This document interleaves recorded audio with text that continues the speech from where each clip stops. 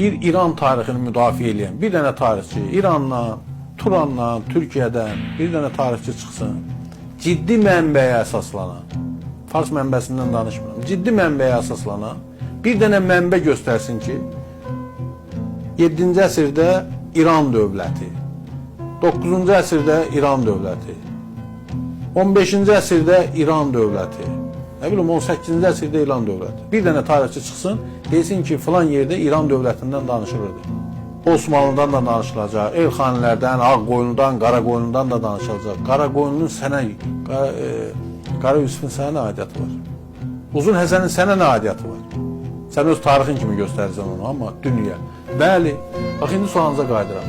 Avropada, Amerikada bu təbliğatı aparıb cəmiyyəti ona inandırıblar.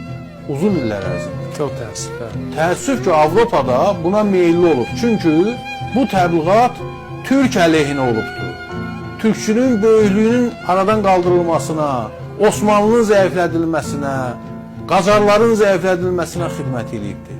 Ona görə də Persiya təbliğatına, Fars təbliğatına dəstək veriblər.